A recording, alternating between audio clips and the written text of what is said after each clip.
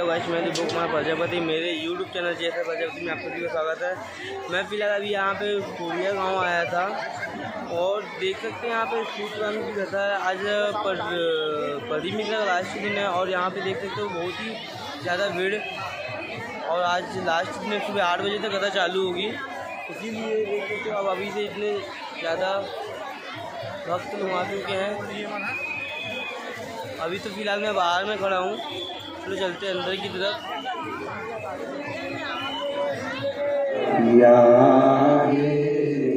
तेरा तेरा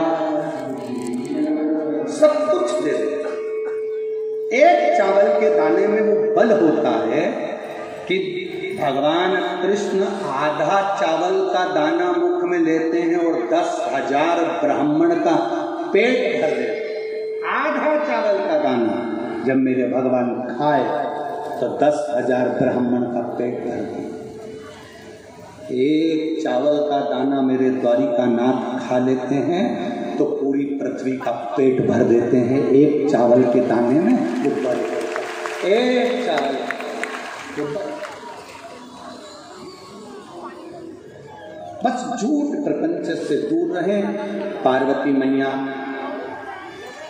कुछ नहीं मिला माता पार्वती को तीज की पूजन के लिए, कुछ नहीं।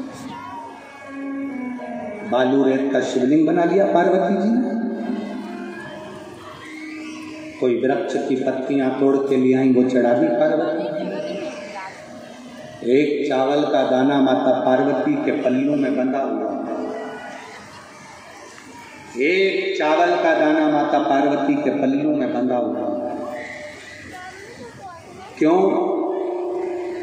माता पार्वती जी आज जो साड़ी पहनी थी, जो चूनर माता पार्वती जी पहनी थी, वो चूनर पहनकर माता पार्वती जी अपने मायके गई थी। मायके से जब आई थी, माँ ने गोदी भरी थी। आपके यहाँ भरते कि नहीं भरते हमें पता नहीं। बेटी जब अपने घर से जाती है तो उसकी गोदी में थोड़ा सा चावल, बतासा, कुछ भी बेटी की गोदी में डाल कर भेजते हैं।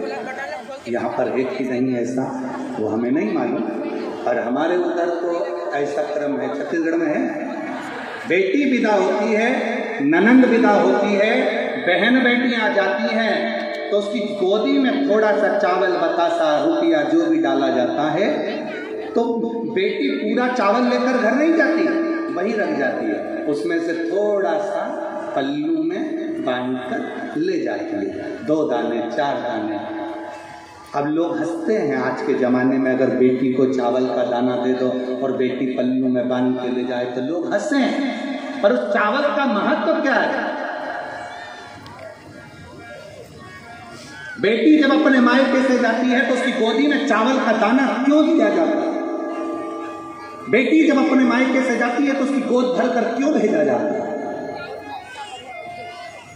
शादी में जितने फेरे की मूलता नहीं, जितने मंडप की मूलता नहीं, शादी में उतने बेटी के गोद भराई की मूलता होती है। शादी होती है उससे पहले उसकी गोद भरना पड़ती। जेठ भरे, ससुर भरे, कोई भी भरे, उसकी गोदी में कुछ ना कुछ वस्त्र आभूषण जो लाए हैं वो देना पड़ता है। उसकी मूलता क्यों भरा जाता? बहन बेटी की गोदी में चावल का पसी, वो गोद भराई क्यों दी जाती है? वो चावल क्यों डाला जाता है? उसका केवल एक कारण है, मेरी बहन, मेरी बेटी जैसे अखंड सौभाग्य लेकर, मांग में सिंदूर भरकर, माथे पर बिंदी लगाकर तू मेरे घर पर आई है। ये चावल इसलिए दे रहे हैं कि तेरा अखंड सौभाग्य ऐसा ही बना रहे और तू ऐसी अखंड सौभाग्यवती है। अब आजकल तो फैशन के चक्कर में ये सब बंद हो गया। माँ ने उस पल्लू में से चावल के दाने को निकाला और निकाल कर देवादिदेव महादेव के शिवलिंग पर समर्पित। माँ ने चावल के दाने शिवलिंग पर समर्पित।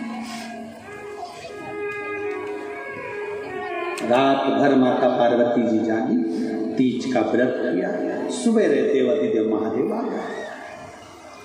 सुबेरे मेरे बाबा शंकर भगवान आए। आते से भोलेनाथ जी ने पूछा, पार्वती कल तुम्हारा तीज का व्रत था, मैं नहीं था तुम्हारे पास में, तो तुमने तीज का व्रत नहीं करा?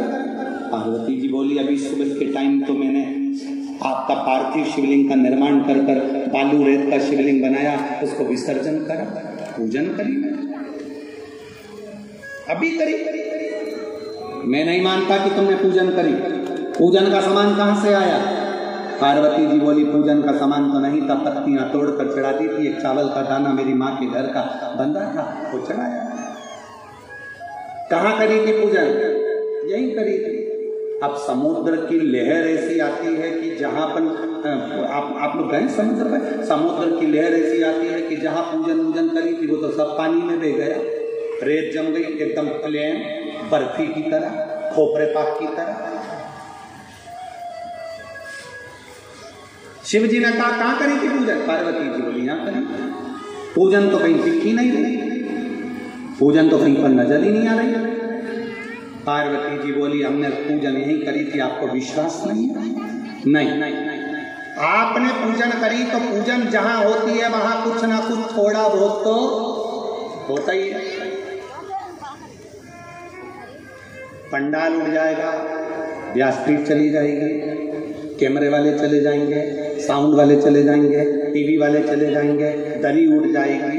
फिर भी कौड़िया वालों, तुम अगर 15-20 दिन बाद भी अगर इधर आसपास में कहीं घूमोगे तो तुम्हें शिव महापुराण की कोई ना कोई निशानी तो पड़ी मिली ही जाएगी, कोई दोना पड़ा मिल जाएगा, पन्नी पड़ी मिल जाएगी, कुछ ना कुछ पड़ा मिल जाएगा, कुछ ना कुछ तुम्हें मिलेगा कि हाँ यहाँ कथा हुई थी, यहाँ पर कथा हुई थी, कुछ ना कुछ ऐसा मिलेगा। अब भगवान बोले पूजन होती है तो कहीं ना कहीं कुछ ना कुछ तो मिलता।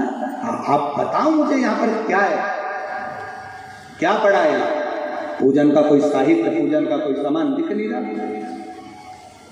पार्वती जी बोली, बड़ी गजब हंसी आती है, अब इनको कैसे बताऊं कि पूजन मैंने करी थी और यहीं पर करी थी। पूजन करी और मैंने यहीं पर करी, कैसे बताऊं? सामने गौ माता खड़ी थी। पार्वती जी ने कहा, रुको अभी रुको, मैं पूछवाती हूँ, मैंने तीज की पूजन करी कि नहीं करी? पार्वती जी ने गौ माता को आवाज लगाई, मैया आओ। गौ माता नजदीक में आई। पार्वती जी ने कहा, गौ माता रात्रि को तू जगी थी मेरे साथ, मैंने तीज का व्रत करा, पूजन करी, भजन करा, शिवलिंग बनाया।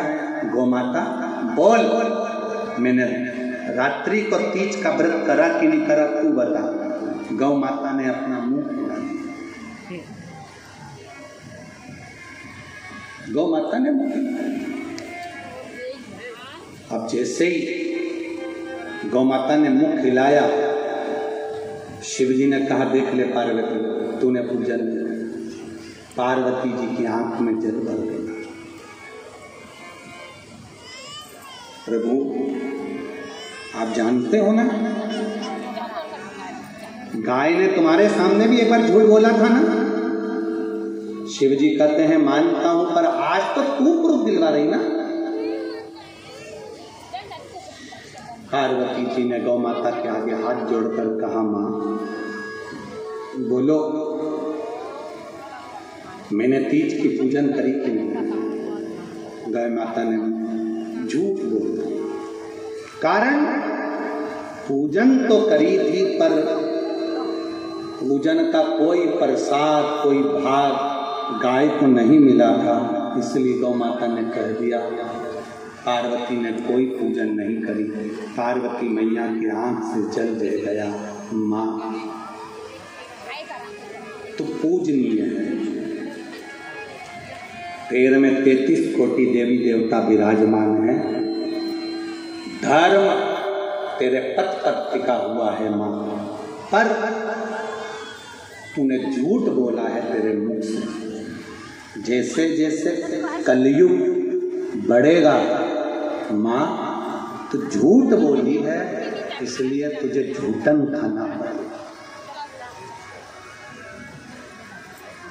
तो झूठ बोली है इसलिए तू झूठन खाएगी।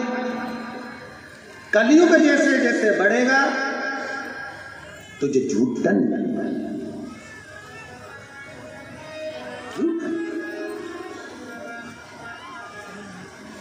शंकर भगवान कहते हैं पार्वती तुम गौ माता को श्राप दे रही है? नहीं नहीं, श्राप नहीं दे रही है, मैं कह रही हूं जैसे जैसे कलयुग बढ़ेगा वैसे वैसे जैसा तूने झूठ बोला है वैसे तुझे झूठन खाना पड़ेगा। गाय पवित्र है, शरीर पवित्र है, पर मुख इसमें झूठ बोल रहा है। और सुनो नाथ, मैं पार्वती इस समुद्र तट पर खड़ी होकर कहती हूं, संसार का मनुष्य चाहे कितना भी दान करे, कितना भी पुण्य करे, कितना भी भजन करे, पर अगर झूठ बोलता है तो उसको एक जन्म लेकर मृत्यु लोक में झूठन खाना ही पड़ती है, खाना ही पड़ती है।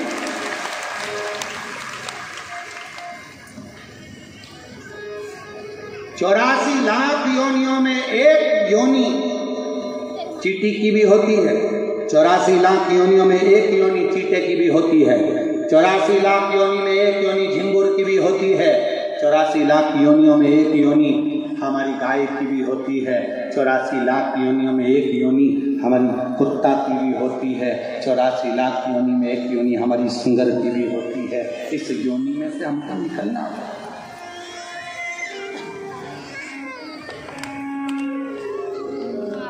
भगवान जो देता है उसको तुम छाती ठोक कर प्रेम से खा सकते हो, पर यदि तुम चुरा कर लाए हो, धोखा